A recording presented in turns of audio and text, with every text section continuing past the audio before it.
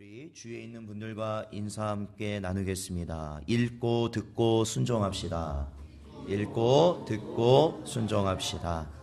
읽고 듣고 순종합시다. 언제나 주시는 하나님의 말씀을 읽고 듣고 순종하심으로 하늘의 신령한 복을 받으시고 누리시는 여러분 되시기를 주님의 이름으로 축원드립니다. 저희가 지난주에는 저희들이 소아시아 7교회 중에 첫 번째 교회인 에베소 교회를 향한 하나님의 주 예수 그리스도의 계시의 말씀을 저희들이 살펴보았습니다. 하나님께서, 우리 주님께서 이 교회를 칭찬하실 때에 특별히 칭찬하신 점은 그들이 잘 인내하였다라는 것이었습니다. 인내하였다. 에베소 교인들은 인내하였습니다. 그들은 주님을 향한 말씀과 또한 소망을 가지고 그들은 그 험한 시절들을 인내하였습니다. 사랑하는 성도 여러분, 잘 참으실 수 있는 여러분 되시기를 주님의 이름으로 축원드립니다. 참는 것이 복됩니다. 그리고 에베소 교회는 어떠한 교회였냐면 분별하는 교회였다라는 것이죠. 무엇을 어떻게 분별하였냐면 진리와 비진리를 분별한 것인데, 여러 가지 이거에 대한 의견이 있겠지만 제 입장에서는 바로 이 에베소 교회가 말씀 중심으로 살았다는 것은 결국 하나님의 주권을 온전히 인정하며 살았다. 즉 우리의 편의와 우리의 생각과 우리의 의도대로 하나님의 말씀을 해석하고 그것대로 지켜나가는 것이 아니라 그것이 나와 맞지는 않아도 하나님이 하라 하신 말씀에 그대로 순종할 수 있는 것. 그러할 때 우리가 이 에베소 교회에서 물리쳤던 니골라당, 여기서 나온 니골라당은 이 교회에 침투한 이단적 사상 중에 하나인데 그들은 율법을 폐기하는 자들이었고 방종주의자들이었다. 즉 하나님께서 하라 하신 것들은 다 그들은 잊어버린 채 그저 은혜라는 것만 주장하며 살아가는 자들이었기 때문에 그들이 예수님을 믿는다고 하지만 육신에 원하는 모든 것들을 다 누리며 살았던 자들이었다라는 것이죠. 그러나 에베소 교인들은 어땠습니까? 그러한 것들을 철저히 구분하고 자기들 안에서 배격할 수 있었던 자들이었다. 왜냐하면 육신이 원하는 삶이 아니라 누가 원하는 삶을 그들은 살기 원했던 거예요. 하나님이 원하시는 삶. 그렇기 때문에 분별하는 교회가 될 수 있었다라는 것이죠. 사랑하는 성도 여러분, 이 혼란스러운 시대를 살아가는 저와 여러분, 분별할 수 있는 은혜가 있으시길 주님의 이름으로 축원드립니다. 분별하셔야 돼요. 분별하셔야 돼요. 지금도 하나님의 말씀이라고 오늘 하루만 해도 엄청나게 쏟아지는 그 모든 말씀 가운데서, 그리고 말씀이 아니더라도 내가 하나님의 말씀을 안다는 그러한 많은 사람들이 쏟아내는 하나님의 말씀에 대한 해석 가운데서도 저와 여러분은 우리의 육신의 뜻이 아니라 하나님의 뜻을 쫓아가는 그러한 분별의 은혜가 있으시기를 축원드립니다. 그러나 에베소 교회는 한 가지를 책망받았지요. 그게 뭐였냐면 바로 첫사랑을 잃어버렸다라는 겁니다. 주를 향한 첫사랑을 잃어버렸다라는 거예요. 쉽게 말하면 그들이 처음 복음을 접하고 하나님이 주신 그 놀라운 구속의 은혜 가운데 그들이 기도를 해도 지치지 않고 전도를 해도 그들이 물리지 않고 하나님을 향해서 이웃을 향해서 했던 그 모든 일을 감당함에 있어서도 지치지 않고 그 일을 참 많이 감당했었는데 이제는 모든 것이 어려워지고 정말로 하나님 앞에 예배드리는 것이나 기도하는 것이나 그 모든 것들이 그저 하나의 어떻게 보면 직분자니까 그냥 성도니까 어쩔 수 없이 하게 되는 그러한 일들이 나타나기 시작하였을 때 주님은 그들을 향하여 책망하시며 회개하고 첫사랑을 회복하라 라고 말씀하십니다. 사랑하는 성도 여러분, 간절히 바라옵기는 여러분이 주를 만난 그 첫사랑, 주님을 향한 그 콩깍지의 은혜가 회복되실 수 있는 여러분 되시기를 주님의 이름으로 축원드립니다.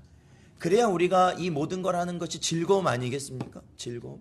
사실은 저도 오늘 이 주일 예배를 준비하면서 나오기까지 또한 다른 예배들 아니면 모임들 그러한 것들을 준비하면서 항상 느끼는 것이 그 모임과 그 모든 순간 예배들이 나의 일이 되지는 않는가라는 것을 생각합니다. 그러면 참으로 저는 불행한 자지요. 그리고 또한 하나님 보시기에도 그것은 합당하지 않은 자지요. 제가 이렇게 말하면 좀 이기주의적 같지만 제가 이렇게 예배를 드리고 여러분에게 말씀을 나누면서 저는 제가 제일 은혜 받기를 소망하며 이 자리에서 말씀 전하고 있습니다. 참 이기적이죠. 그러나 전하는 자가 은혜 못 받으면 듣는 자도 은혜가 안 된다는 사실이에요. 듣는 자. 이 시간 그러한 은혜가 있으시기를 주님의 이름으로 축원드립니다. 그리고 오늘 이 예배 가운데 정말로 말씀을 들으면서 우리의 첫사랑이 회복되어지고 우리의 정말로 하나님을 향해서 잘못된 것들이 회개되어지는 역사가 있기를 축원드립니다. 오늘 본문 말씀은 두 번째 소아시아 교회 중에 두 번째로 일컬어지는 서머나 교회를 향한 주님의 말씀입니다. 이 서머나 지역은 소아시아 에베소 지역과 함께 이 발달된 도시 가운데 한 곳입니다. 물론 에베소보다는 조금은 덜, 그렇죠. 조금은 작은 도시긴 하지만 그럼에도 불구하고 큰 도시로 여겨졌던 곳이었습니다. 한마디로 부유한 도시였어요. 부유한 도시. 뭐 지금으로 보자면 뭐 서울 옆에 분당 뭐 이렇게 뭐 여러 가지 도시들이 있는 것처럼 이 에베소 역시도 서머나 역시도 부유한 도시들에 속하는 데였습니다. 그런데 특히 이 에베소가 부유할 수 있었던 이유는 당시 이 소아시아 지역은 로마의 지배를 받고 있었는데 이 로마를 향한 절대적인 충성을 맹세하는 도시가 바로 서머나였습니다. 절대적인 충성. 당시에 이 황제를 섬긴다는 것은 단순히 황제와 신하로서의 섬기는 것이 아니라 바로 이 황제를 신으로 여겨야 되는 거죠. 신으로. 마치 오늘날 이 북한 사회가 이 김일성이나 김정일이나 김정은과 같은 그러한 자들을 신으로 여겨서 그들의 우상에 참배하고 그들을 어떻게 해요? 신격화하는, 그죠? 그러한 작업들이 당시에도 있었는데 이 서머나 지역은 이 로마 황제를 향한 절대적인 그러한 충성을 다짐하는 도시였고 그 백성들은 그거에 굉장히 열을 올렸다라는 겁니다. 그래서 황제를 섬기기 위해서 황제에게 제사 지내기 위해서 많은 건물들을 지었고 또한 자신들이 쓰는 그 도시에서만 쓰는 화폐에 황제의 화상을 집어넣어서 그래서 이 화상이라는 건 이 화상아 그 화상이 아니고 얼굴을 집어넣어서 돈을 만들기까지도 하는 굉장히 충성스러운 도시였어요. 로마 입장에서는. 그렇기 때문에 로마에서는 이 도시에게 여러 가지 편의를 제공했고 또한 이 사람들이 이익을 얻을 수 있도록 힘을 실어줬던 도시였어요. 그래서 에베소보다도 늦게 이 도시가 발달됐지만 그 도시의 규모가 그리고 그 부유함이 커질 수밖에 없는 그러한 상황이었다라는 것이죠. 그렇기 때문에 이 도시에 산다는 것은 굉장히 좋은 거죠. 한마디로 좋은 거죠. 많은 것들을 누릴 수 있고 또한 그곳에 가서 편하게 살 수 있는 그러한 도시였다는 겁니다. 근데 여러분 이 서머나에도요 누가 존재했냐면 바로 예수님을 믿는 자들이 있었다는 거죠. 바로 서머나 교인들입니다. 그렇다면 이렇게 좋은 도시에서 있는 이 좋은 대도시에 있는 이 서머나 교회의 교인들은 그 삶이 편했을까요? 아니면 어려웠을까요? 어땠을까요? 편했으면 제가 질문을 안 했겠죠. 어려웠다라고 성경은 말하고 있어요. 자, 그렇다면 오늘 본문 말씀을 또 보겠습니다. 저희 8절에서 9절 말씀에 보면 주님께서 이 서머나 교회를 향하여서 계시의 말씀을 주시는데 주님은 이 처음에 계시하시면서 서머나 교회를 향하여 자기 자신을 이렇게 소개하십니다. 그것은 자신을 처음이자 마지막이며 죽었다가 살아나신 이라고 말씀하십니다. 이것은 계속해서 우리가 이 요한계시록 지금 살펴보면서 비슷하고 거의 동일한 표현들이 나타나는데 이것은 바로 저희들이 보았던 알파와 오메가이시고 또한 처음과 마지막이시다라는 그러한 표현들이죠. 이 알파 오메가, 이 헬라어의 그리스어의 처음 알파벳의 첫 글자와 마지막 글자. 그것은 모든 것을 지으시고 또한 모든 것을 끝내 심판하실 것이라는 하나님을 향한 호칭이죠. 또한 하나님께서 자신을 향한 표현이십니다. 그런데 예수께서는 자신을 뭐라고 말씀하시냐면 처음이자 마지막이며 죽었다가 살아나신 이라고 표현하십니다. 즉 우리 주님께서 이 세상을 지으신 분이시고 또한 이 세상을 종국에는 심판하실 분인 줄로 믿습니다. 심판하실 분인 줄로 믿습니다, 여러분. 심판하신다는 거예요. 그런데 왜 주님께서 죽었다가 다시 살아나셨을까요? 왜 주님 죽었다가 다시 살아나셨어요? 바로 심판하러 이 땅에 오시기 위해서 죽었다가 다시 살아나신 것이죠. 주님의 부활의 의미예요. 주님의 부활. 물론 주님의 부활이 우리가 훗날 주님과 함께 영원히 거하게 될 처소를 마련하시기 위함이기도 하고, 주님의 부활이 또한 승천과 이어져서 우리에게 성령을 보내주시기 위함이기도 하고, 또한 우리의 구원을 완전히 이루셨다라는 확증이기도 하지만, 또 하나 추가한다면 바로 우리를 심판하러, 이 땅을 심판하러 오시기 위하여서 부활하셨다라는 겁니다. 그래서 주님은 죽었다가 다시 살아나신 이라고 본인을 표현하고 있습니다. 사랑하는 성도 여러분, 서문화 교인들은 이렇게 좋은 도시에서 살아가고 있지만 이들의 삶은 편했다고요? 힘들었다고요? 힘들었어요. 너무 힘들었어요. 이들이 바라는 소망은 뭐가 있을까요? 그래서 뭘 소망하며 살까요? 그래서 이 힘든데 뭘 소망하며 살까요? 주님 다시 오시기를 소망하며 사는 거죠.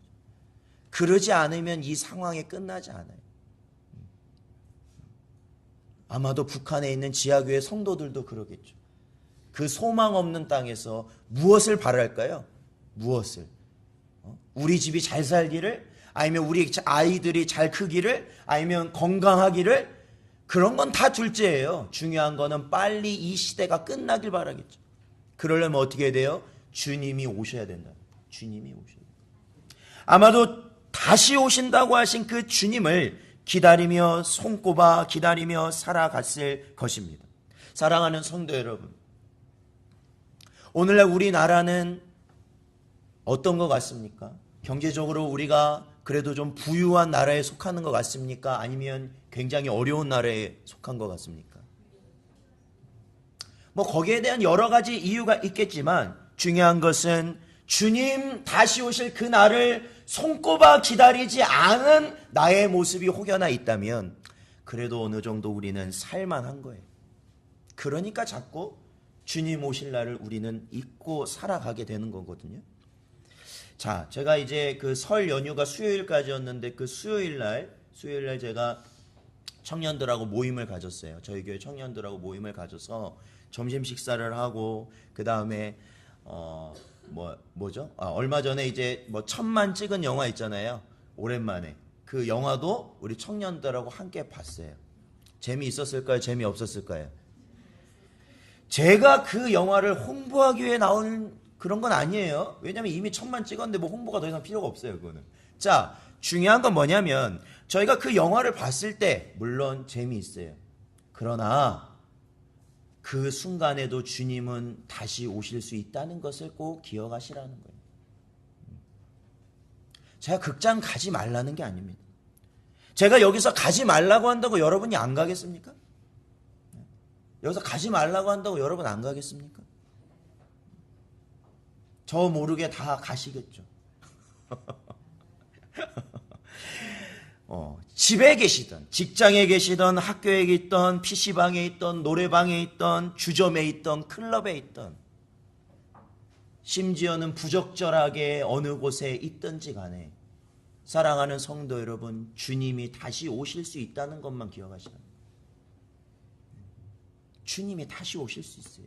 언제요? 바로 내가 있는 지금 이 순간. 주님은 오실 수 있다. 우리가 그러한 주님이 다시 오심을 기억하고 산다면 우리는 우리의 삶을 이 세상의 것에 허비하지 않을 수 있는 지혜가 있을 수 있다. 지혜가 있을 수 있다. 그러한 지혜가 있을 수 있는 여러분 되시기를 주님의 이름으로 축원드립니다. 주님은 서머나 교회를 향해서 이렇게 말씀하십니다. 9절에 보니까 내가 네 환난과 궁핍을 알거니와 라고 말씀하십니다. 내 환난과 궁핍을 아십니다. 우리가 에베소 교회에서도 말씀하셨죠. 그 에베소 교회에 대해 행위와 수고와 그들의 인내와 분별함을 아신다라고 말씀하셨죠. 똑같이 서머나 교회를 향해서도 주님이 뭐라고 말씀하셔요? 내가 너희의 환난과 궁핍을 알고 있다라고 말씀하시죠. 저와 여러분은 누가 아신다고요? 주님이 아신다고요. 주님이 아신다고요. 여러분의 사정은 누가 알아주신다고요? 주님이 알아주신다고요. 내가 나의 정욕대로 살아가고 있는지, 주를 위하여서 살아가고 있는지 누가 알아주신다고요? 주님이 아신다고요. 우리 신성 전원교회가 바른 길을 가고 있는지 헛된 길을 가고 있는지 누가 아신다고요? 주님이 아신다고요. 이 목사가 제대로 설교를 하는지 아니면 지 마음대로 설교하는지 누가 아신다고요? 주님이 아신다고요. 주님은 아신다는 거예요. 너희가 환난을 당하고 있구나, 너희가 궁핍을 당하고 있구나, 주님은 아신다 말씀하셨어요. 환난이란 의미는 바로 그들이 고생을 겪고 있고 시련을 겪고 있다라는 겁니다.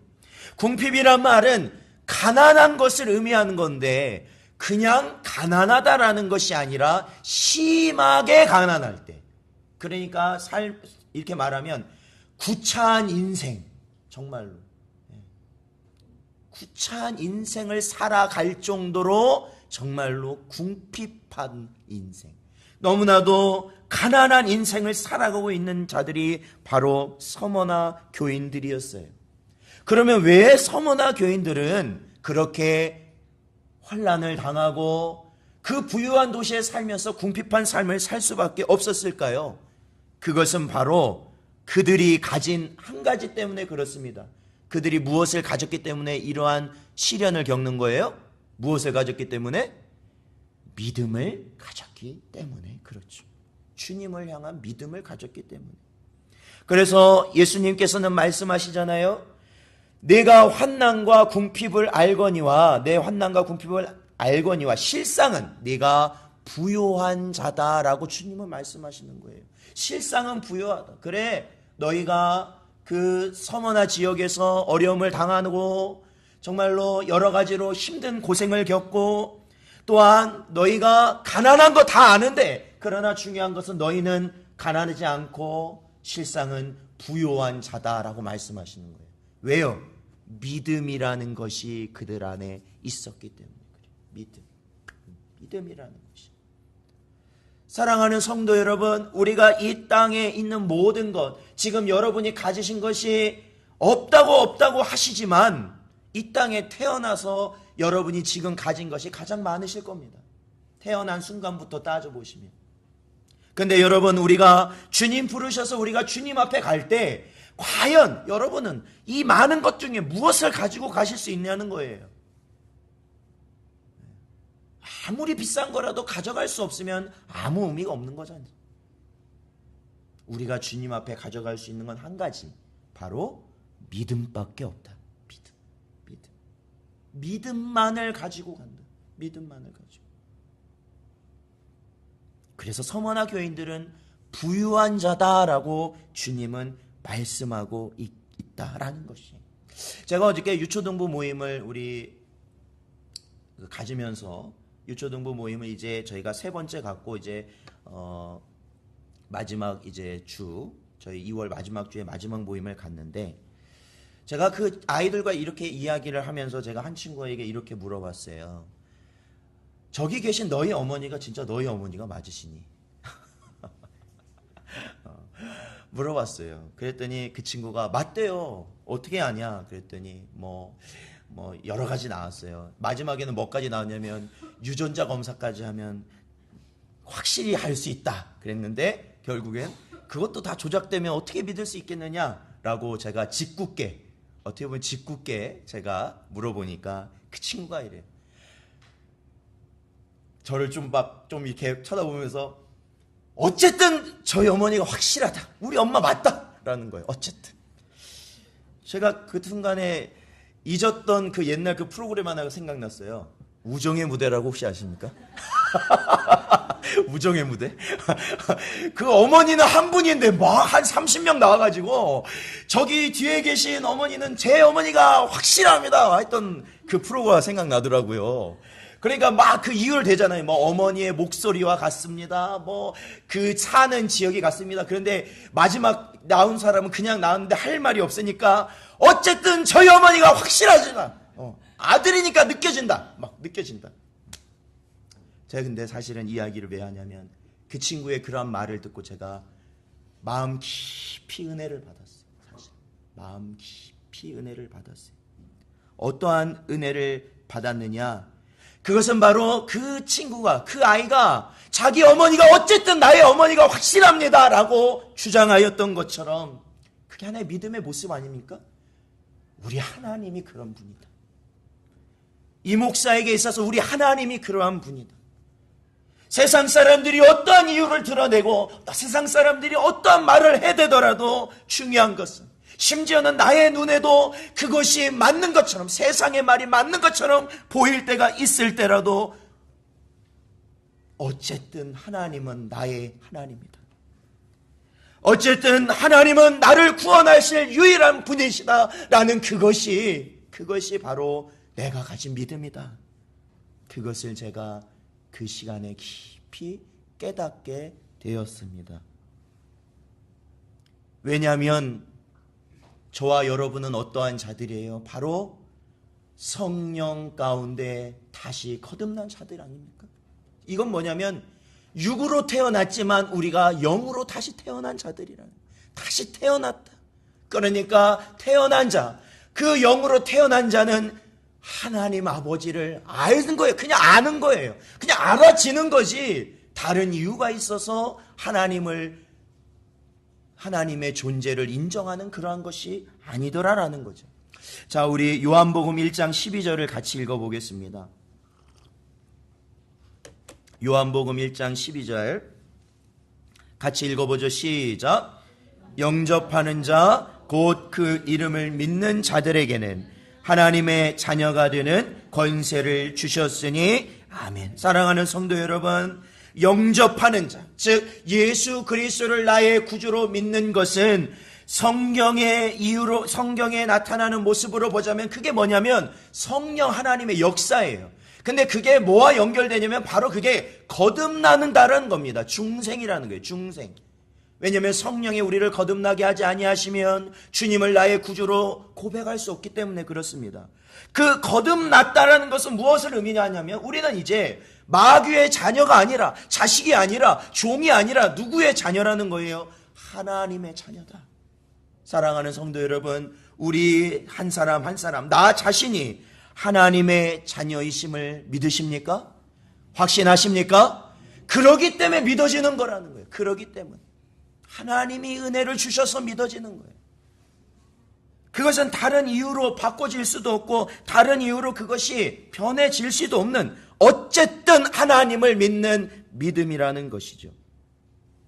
바로 그러한 서머나 교인들, 그러한 믿음을 가진 교인들이 또 하나 힘든 일이 있었는데 그것은 어떤 것이냐면 바로 9절에 보면 자칭 유대인이라 하는 자들이 비방도 알거니와 실상은 유대인이 아니요 사탄의 회당이라 라고 하는 그 부분에서 알 수 있습니다. 여러분, 이 유대인들 역시 이 서머나 지역으로 왔던 예루살렘을 떠나서 이 이스라엘 지역을 떠나서 그곳에서 생활을 하던 유대인들이요, 바로 이 서머나 교인들을 더 많이 핍박하였다라는 것입니다. 그러니까 그들은 더 힘써서 어떻게 보면 진짜 이 로마에서 그리스도인들을 색출하는 것보다 더 그들은 앞장서서 그리스도인들을 핍박했어요. 왜냐하면 그들은 예수를 이단으로 여겼고 그들을 십자가에 죽인 자들 아니겠습니까? 그리고 그들도 역시 하나님을 믿지만 그들이 믿는 하나님이 참된 하나님이지 그리스도인들이 믿는 하나님을 그들은 부정하였기 때문입니다. 그래서 로마에보다 더 앞장서서 이 교회를 핍박했던 곳이 바로 유대인들이었어요. 그래서 초대 예루살렘 교회가 나타나고 많은 부흥이 일어났을 때 일련의 일들을 보면 세워진 7집사 이야기가 있습니다. 그 중에 한 사람이 스데반 집사인데 그 스데반 집사가 사람들을 향하여서 전도하는 그러한 상황에 있을 때에 결국엔 돌에 맞아 죽게 됩니다.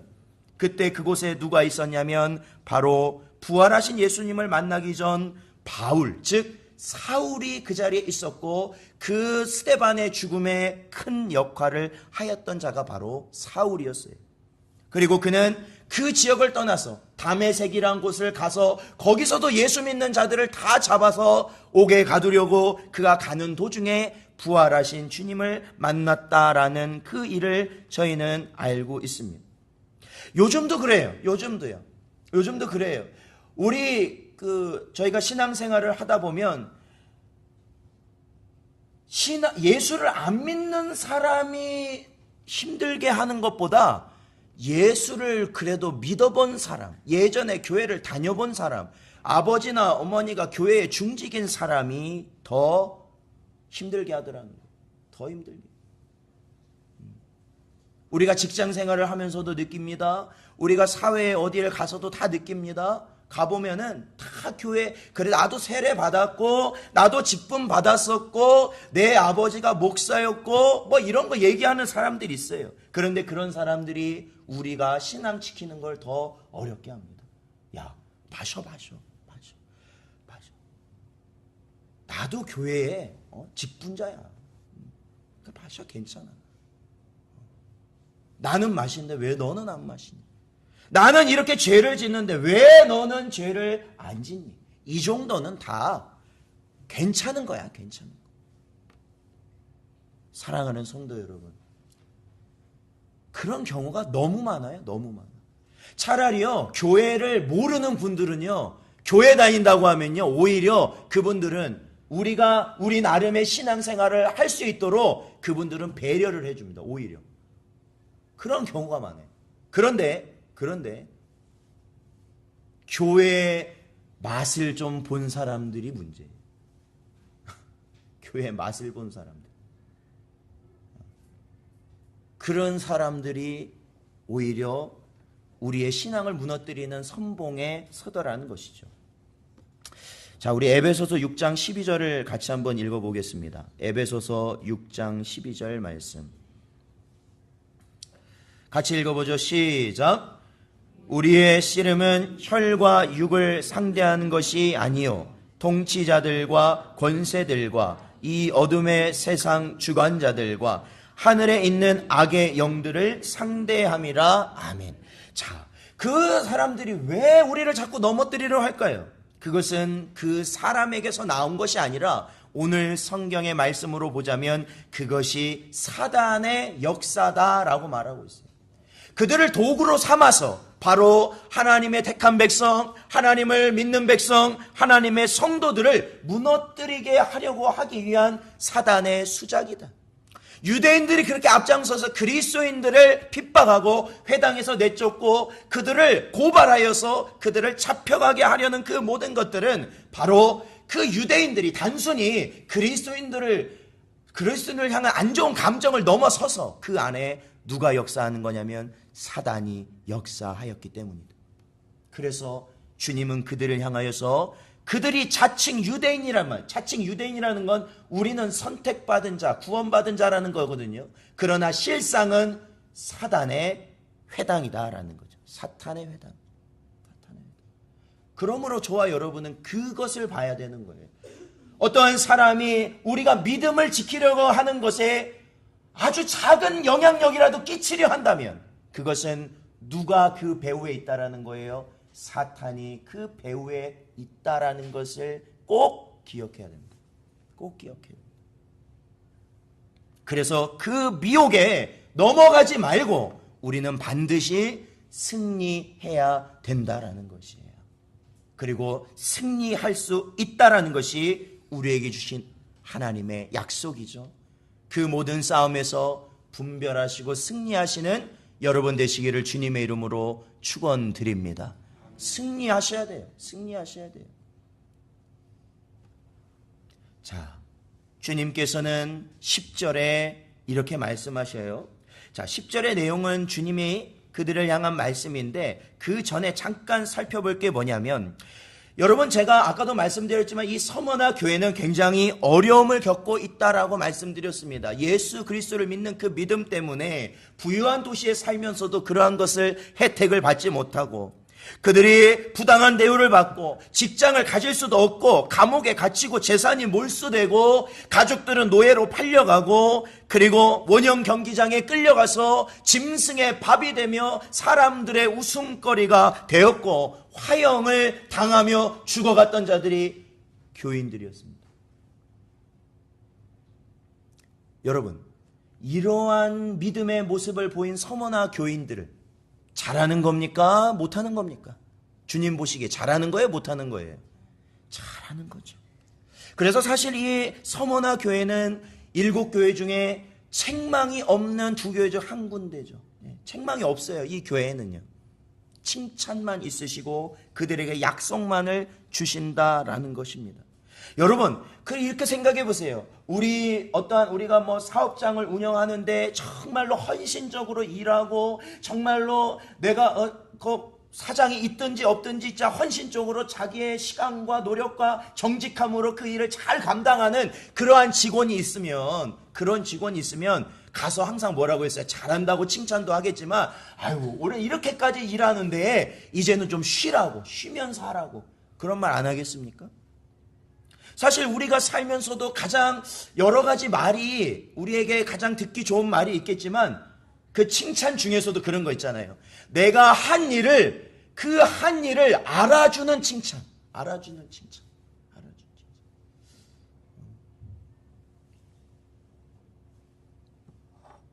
그런 경우를 겪어보신지 모르겠는데, 제가 전도사 생활을 하면서 이제 3년을 제가 한 교회에서 전도사 생활을 하는데, 제가 뭐 할 줄 아는 게 없다 보니까 하는 것마다 목사님한테 진짜 많이 혼이 나면서 제가 부교육자 생활을 했어요. 그런데요, 이 3년 되던 때, 3년째 될 때, 제가 담임 목사님이 이제 말씀하신 것을 제가 그거를 했는데, 담임 목사님이 그 다음날 그걸 보시더니 저한테 말씀하셨죠. 뭐라고 말씀하셨냐면, 이전도사 수고했네. 그 말씀을 3년 만에 들었거든요.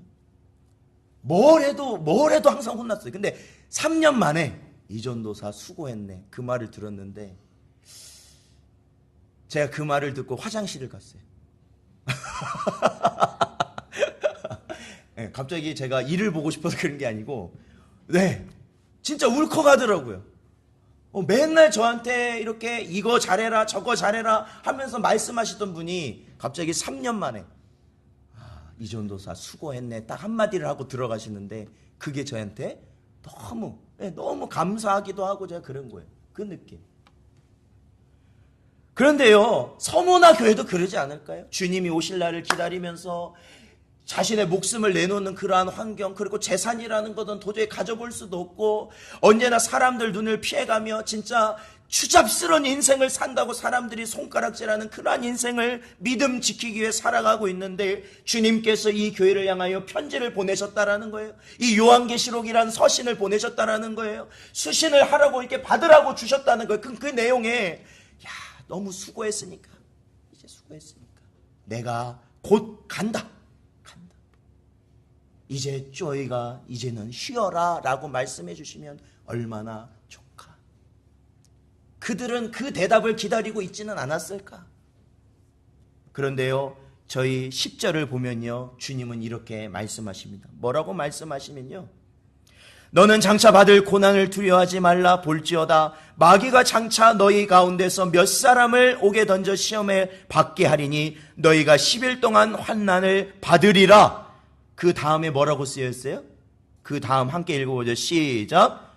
네가 죽도록 충성하라. 그랬습니다. 네, 맞아요. 뭐하게 충성하라고요? 죽도록 충성. 지금도 죽도록 우리가 주를 섬기며 살아가고 있는데 거기에다가 주님이 뭐라고 말씀하셔요? 죽도록 충성해라. 죽도록 충성해라. 지금 너희가 당하는 고난과 이 모든 시련과 궁핍함은 이제 시작이다. 더 죽도록 충성하라. 주님은 말씀하시는 겁니다. 10절에 보면 아직도 이 서머나 교회가 받아야 될 고난은 아직도 많이 남아있다라는 겁니다. 심지어는 아직도 이 교인들 중에 남은 자들은 옥에 끌려가야 되고 아직도 그들은 어려움을 겪어야 된다라는 것을 말씀하고 계십니다. 그들의 고난은 끝나지 않을 것이다 라는 것을 말씀하고 있다라는 것이죠. 그리고 죽도록 충성하라고 말씀하십니다. 이후에 이 서머나 교회의 지도자로 세워졌던 사람이 바로 폴리갑이라는 인물입니다. 그 폴리갑이 이 교회, 서머나 교회 감독으로 있다가 결국엔 서머나 총독에게, 그 지방 총독에게 끌려가게 됩니다. 끌려가서 그 재판정에 세워졌을 때 그는 믿음을 버리라는 회유를 받게 됩니다.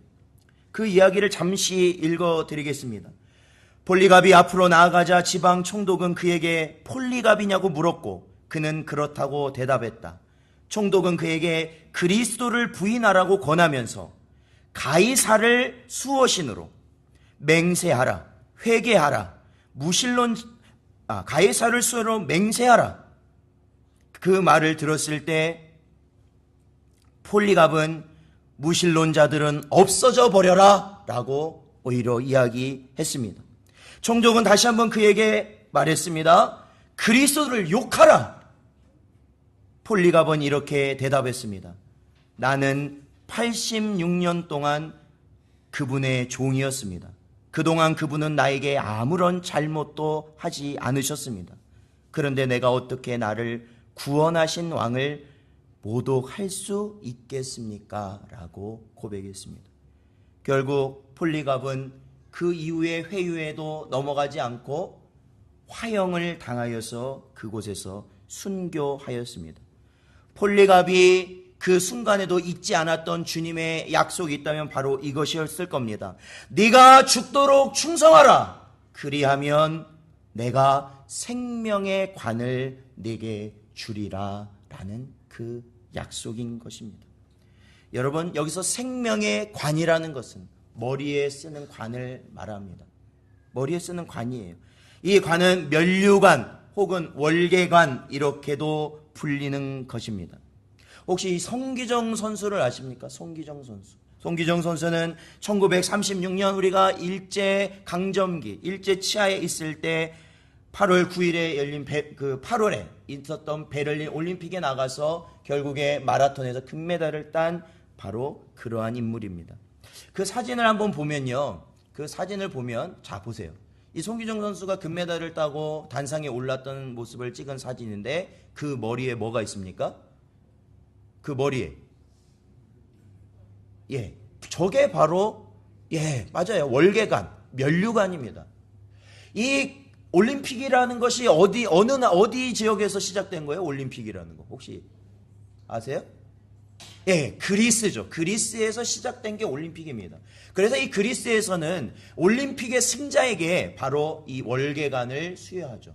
월계관. 승리자, 그리고 권세자라는 의미에서 이 관이 수여가 됩니다. 그래서 이 로마의 황제도 금으로 된 그 월계관을 쓰고 있는 것이지요. 바로 주님께서도 바로 그것을 우리에게 약속하시는 겁니다. 우리가 지금 이 환난과 궁핍과 이 모든 시련을 해나가는 것은 결국 우리가 믿음의 경주를 지금 하는 것인데 그것의 승리, 그것의 궁극적 승리를 이룰 때만이 바로 우리가 생명의 관, 생명의 월계관을 누릴 수 있다라는 것이죠. 이길 때만. 그래서 저희가 조금 보았던 폴리갑은 화형을 당해 죽음의 길을 선택한 것입니다. 자, 우리 11절을 함께 한번 읽어보겠습니다. 요한계시록 2장 11절 같이 읽어보죠. 시작. 귀에 있는 자는 성령이 교회들에게 하시는 말씀을 들을지어다. 이기는 자는 둘째 사망의 해를 받지 아니하리라. 아멘. 사랑하는 성도 여러분, 오늘 이 11절 말씀에서도 이 모든 계시가 삼위의 하나님을 통해서 우리에게 전달된다는 것을 보여주고 있죠. 바로 우리의 마음속에, 우리의 심령 속에 이 말씀을 들리게 하시는 분은 바로 누구시라는 거냐면 성령 하나님이시다라는 것이죠. 성령 하나님께서 우리에게 오늘 주신 계시의 말씀을 주시면서 우리에게 무엇을 말씀하시냐면 바로 죽도록 충성하라는 겁니다. 제가 목사로서, 즉 사람의 입장으로 해서는 저는 그렇게 못할 것 같아요. 왜요? 여러분의 형편을 아니까. 여러분이 뭐가 어렵고 어떻게 살고 어떠한 생각을 가지고 있는지를 아니까 사람의 입장으로 생각하면 저도 그렇게 못할 것 같습니다. 그러나 중요한 것은 사람의 입장이 아니라 주님이 우리에게 주시는 말씀은 죽도록 충성하라는 말씀입니다. 그때 우리는 생명의 면류관을 얻을 수 있을 것이다 라는 약속인 것입니다. 여러분, 지금 죽을 것 같은 삶을 살아가신다면 오늘 이 말씀을 통해서 죽을 것 같은 것이 아니라 오히려 죽기를 작정하고 주님의 말씀대로 살아가기를 여러분 목숨을 거십시오. 결단을 하십시오. 그러할 때 여러분은 이 마지막 피니시 라인을 통과할 수 있는 거예요. 마지막, 그렇죠? 마라톤 하면 이 마지막 너무 힘들거든요. 저희가 떠봐서 알지만 너무 힘들거든요. 뛰어보신 분이 있다면 너무 힘들다는 걸 아실 거 아닙니까? 그때 가면 제정신이 아닙니다. 제정신이 아니에요. 제정신이 아닙니다. 그럴 때예요. 죽을 것 같아요. 죽을 것 같아. 그럴 때 주님이 뭐라 하세요? 죽기까지 충성해라. 죽기까지 충성해라. 그러는 자에게 승리의 관을 주신다 말씀하시는 거예요. 11절에 보면 말씀하시죠. 이기는 자는, 이기는 자, 그렇죠. 끝까지 죽기까지 충성한 자는 무엇을 받지 않는다고요? 둘째 사망의 해를 받지 않는다. 여러분, 우리가 죽음이라는 것을 한 가지로만 생각하면 안 됩니다. 우리의 죽음이라는 것은 1차적으로 우리의 영과 육이 분리되는 1차적인 죽음이 있죠. 그러나 나중에 우리는요, 또 하나의 죽음을 맞이하게 됩니다. 그것은 뭐냐면 주님 앞에 나아가지 못한 자들은, 주님을 향한 믿음이 없는 자들은 영원한 사망, 지옥에서 영원히 살아야 하는 둘째 사망을 겪게 된다는 것이죠. 바로 생명의 관을 누리는 자만이 그 둘째 사망을 피해 갈 수 있다 말씀하시는 겁니다. 사랑하는 성도 여러분, 오늘도 주신 이 말씀을 여러분 마음속에 새기시고 우리가 어떤 상황에 처해 계시든지 믿음으로 살아가시며 죽도록 충성하실 수 있는 여러분 되시기를 주님의 이름으로 축원드립니다. 기도하겠습니다. 하나님 아버지 감사합니다. 오늘도 저희들의 심령을 붙들어 주시고 아버지 하나님, 오직 저희가 서머나 교회에 주신 이 말씀을 보고 아버지 하나님, 오직 충성함으로 우리가 힘을 다하여 믿음을 쓰며 살아갈 수 있는 우리 모든 성도들 되게 하여 주시옵소서.